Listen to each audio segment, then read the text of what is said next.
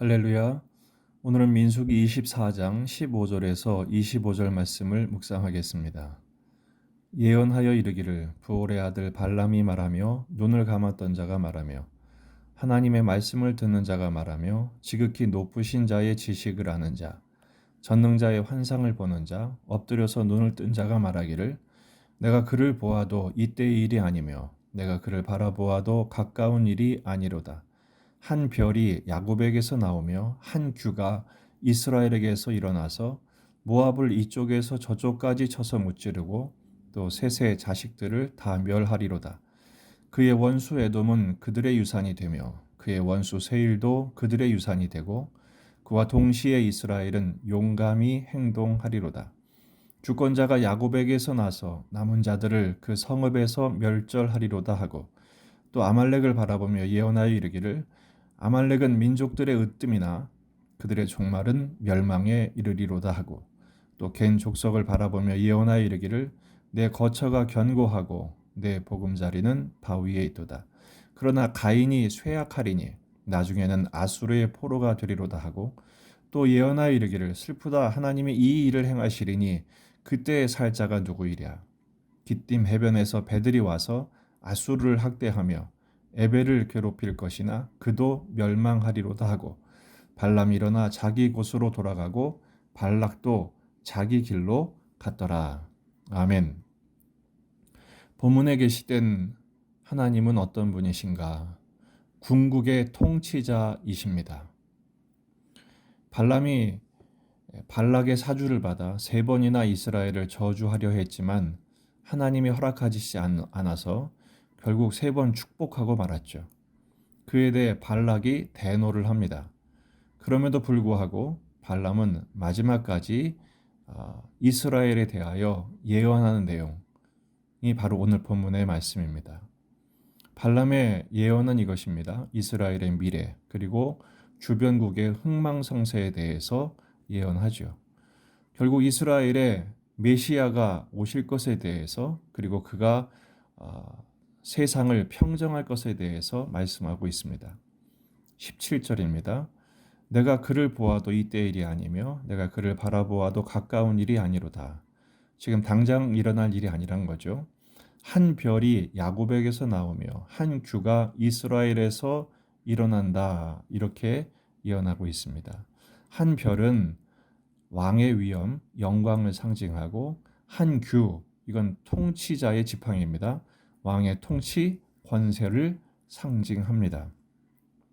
이 한 별, 한 규가 나타나서 모압을 여기서 저쪽 끝까지 쳐서 무찌르고 셋의 아들도 멸하고 또 원수 에돔은 그들의 유산이 되고 원수 세일도 그들의 유산이 되고 동시에 이스라엘은 용감히 행동한다. 이렇게 예언하고 있습니다.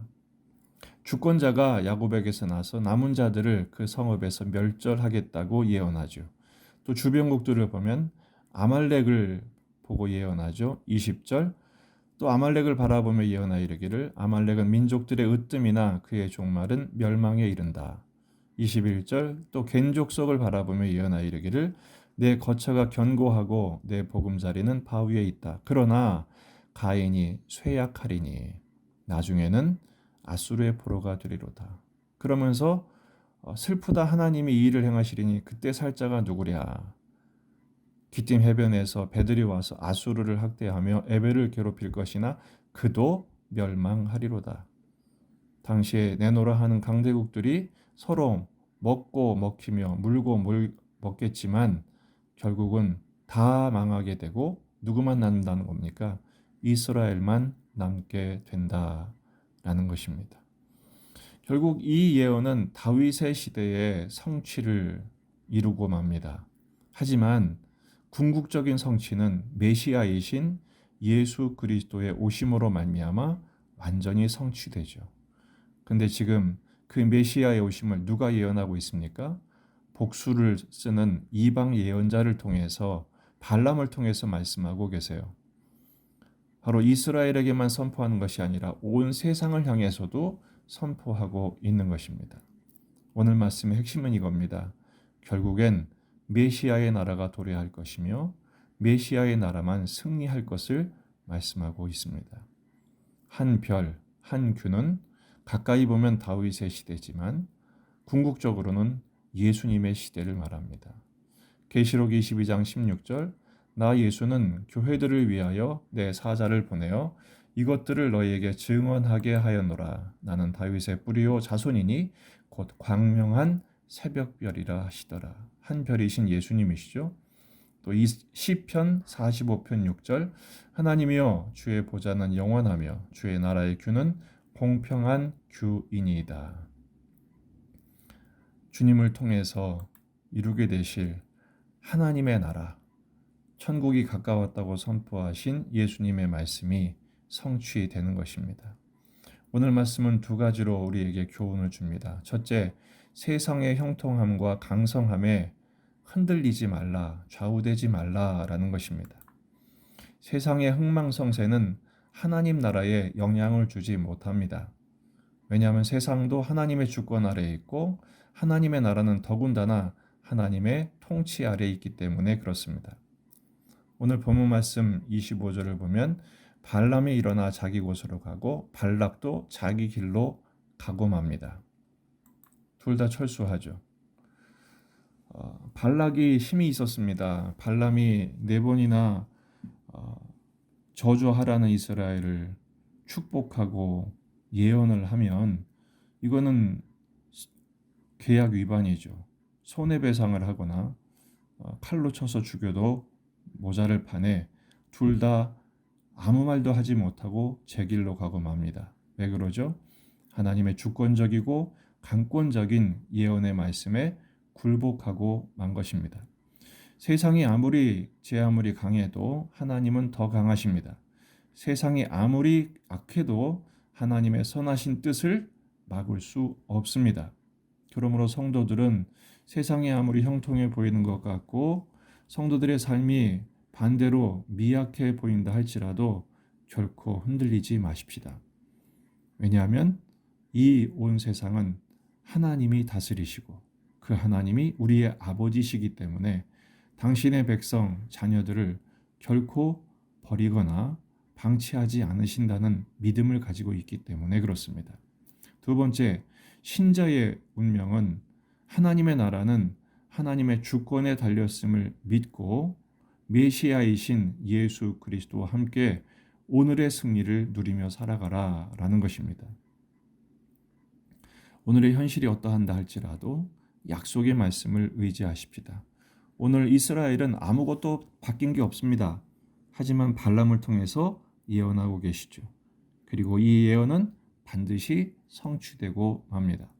오늘의 삶이 형통이라 할지라도 아니 또 불통의 현실이 반복된다 할지라도 우리가 의지할 것은 현실이 아니라 말씀입니다. 우리 현실은 그 말씀을 주신 하나님을 신뢰하며 그 하나님을 사랑하고 사랑하시는 그분의 말씀에 순종하는 결혼 생활과 같습니다. 메시아이신 예수님 우리의 신랑으로 오십니다. 그리고 그 신랑 되신 예수님과 결혼한 우리, 신부인 우리는 예수님과 신혼생활을 하고 있는 것입니다. 이사야 61장 10절 내가 여호와로 말미암아 크게 기뻐하며 내 영혼이 나의 하나님으로 말미암아 즐거워하리니 이는 그가 구원의 옷을 내게 입히시며 공의의 겉옷을 내게 더하심이 신랑이 사모를 쓰며 신부가 자기 보석으로 단장함 같게 하셨음이라. 지금 지구촌 곳곳에서는 종말의 증상들이 점점 극대화되고 있습니다.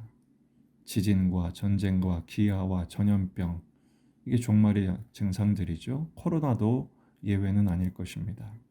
이런 상황이 점점 강해질수록 이로 인한 경제적인 문제, 우리 현실의 문제들이 점점 극대화된다 할지라도 이것은 우연히 발생한 것이 아니라 주권적인 하나님의 통치의 일환이요. 하나님의 백성들을 구원하시고 진정한 복을 얻게 하시려는 하나님의 구원의 역사의 한 방편인 것을 우리는 신뢰해야 합니다. 지금 당장 우리는 어려움을 겪고 있지만 그러나 우리의 통치자 되신 하나님이 우리 아버지시며 그리고 진정한 주권자요 통치자이신 예수 그리스도가 우리의 신랑이심을 믿고 오늘의 형편 가운데서도 나와 동행하시고 성령님을 통해 임재하시며 우리의 삶을 인도하심을 믿고 바라보면서 오늘의 주어진 삶을 사랑과 충성과 신실함으로 반응하며 살아가는 것입니다. 오늘 하루의 삶 가운데 시시각각 주께 물으십시다. 하나님의 뜻은 무엇입니까?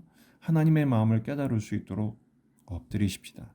그리고 주님이 주신 말씀을 따라 오늘의 삶을 감당할 때 우리의 삶은 결코 무의미하거나 패배한 것이 아니라 주님의 은혜 안에서 하나님의 역사에 위대한 한 걸음을 내딛는 인생이 될 것입니다. 주님의 은혜 안에서 그리고 주님이 주신 지혜로 오늘 하루도 승리하며 주님을 한 걸음 더 가까이 나아가 닮아가는 주님의 뜻을 이루어드리는 복된 삶이 되기를 주의 이름으로 축원합니다.